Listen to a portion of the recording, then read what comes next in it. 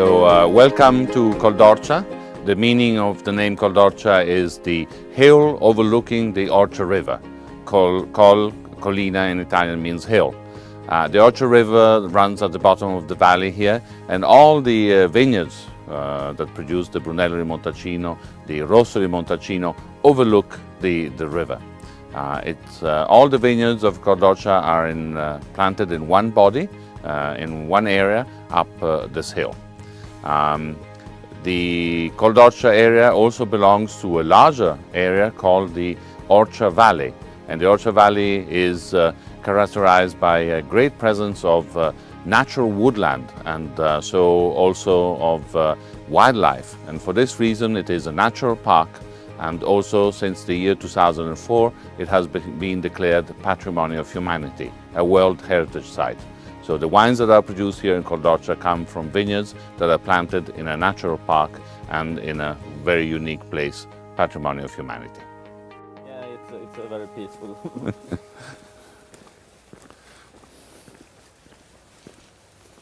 We are here now in the barrel room of Coldorcia, where the wine spends most of the time. The Brunello di Montalcino spends 3 years in these large barrels, and also the Brunello di Montalcino Riserva up to 4 years in the large wooden barrels. These very large barrels are part of the tradition of Montalcino, and here we produce a very traditional wine. When we say traditional, we mean a wine that needs to be consumed in a traditional way, and that means on the dinner table, a wine that's made to accompany food. At Coldorcia we have also a great collection of old vintages of Brunello, because the essence of Brunello is the capacity to age. It's the fact that with time, aging in the bottle, the wine improves and gets more and more interesting over time. Here I'm holding a bottle of Brunello di Montalcino from the year 1979, one of the old bottles that we have in our library. Very much a great debate between traditionalist producer and more modern style wine. So wine using the small French barrels, the barrique and the tonneau, which will give a more oaky taste to the wine, a greater presence, a greater influence of the wood to the wine. And on the other hand, the large barrels, which have a much softer approach and also a way of making the wine stay longer in wood and last longer eventually in the bottle. Because of the style of wine with a high level of acidity, which is what makes the wine capable to age over time. It's the acidity that keeps the wine fresh over time. So Coldorcia produces very, very traditional kind of Brunello. Yeah, interesting. So here we have a large barrel in which the Brunello di Montalcino spends 3 years. This is from the vintage 2011. So I'm going to draw some wine from this barrel.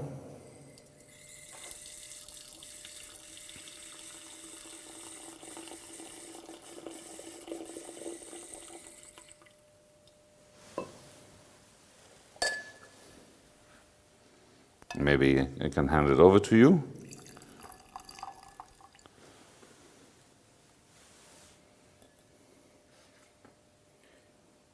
Quite light in the color. It's Brunello is a great variety that has a light color, not very deep. It's very typical of Brunello to have a sort of. They say if it's Brunello, if you can see your ring through the glass.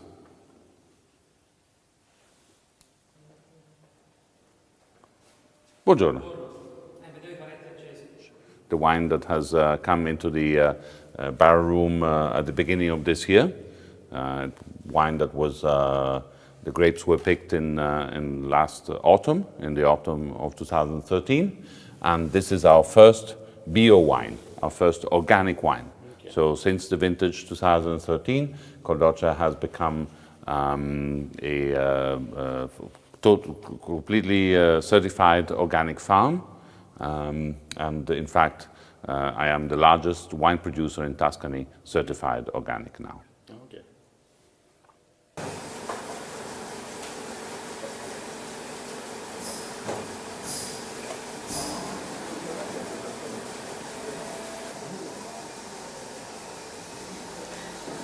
Allora come sono questi astucci di colore? So the first wine I'm going to pour is Pinot Grigio from Coldorcia, and this wine is labeled biologico, so it is organic wine from the 2013 vintage. It is certified organic, as it shows on the back label here. So Pinot Grigio is a very young, fruity, easy to drink wine.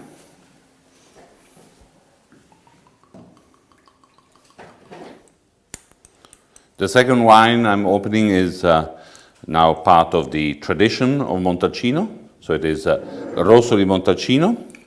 This wine can only be produced in the territory of the municipality of Montalcino, and we can only use the Sangiovese grape for this wine.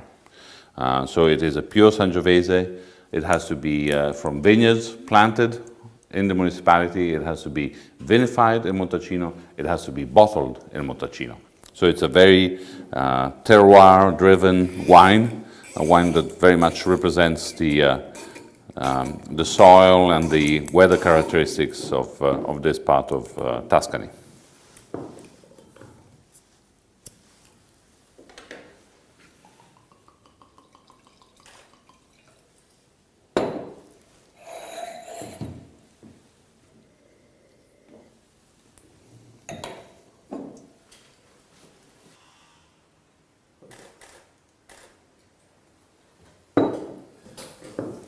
So the next wine I'm going to pour is Brunello di Montalcino from Coldorcia, and this is vintage 2007.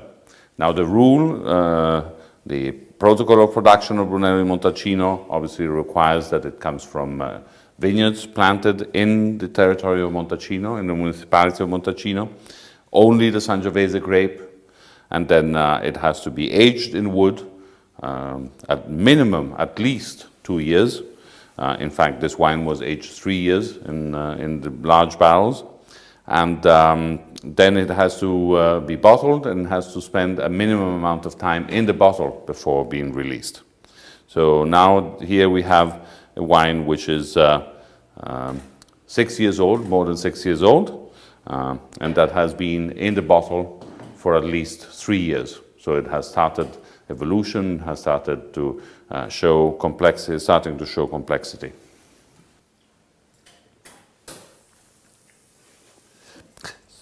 Now I'm going to pour the Brunello di Montalcino Riserva. It's called Poggio al Vento. Poggio al Vento is the name of the vineyard, and it's from the vintage 2006. So this wine was released in January this year. So it is a 8-year-old wine that has just been released, just been put on the market, still very young. And this wine represents the essence of Brunello di Montalcino. And the essence of Brunello di Montalcino is the capacity to age, how the wine improves over time and delivers more and more exciting characteristics with the aging. So this is still a very young wine, even though it's already 8 years old.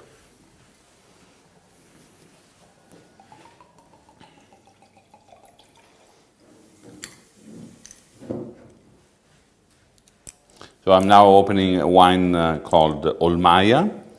Olmaia is the name of the vineyard of this wine.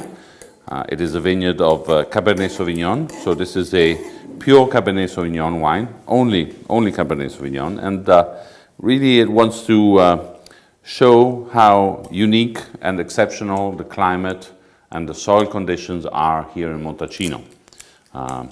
Even a grape variety which is not typical of this area, such as Cabernet Sauvignon, delivers incredible results in this combination of soil and climate of Montalcino.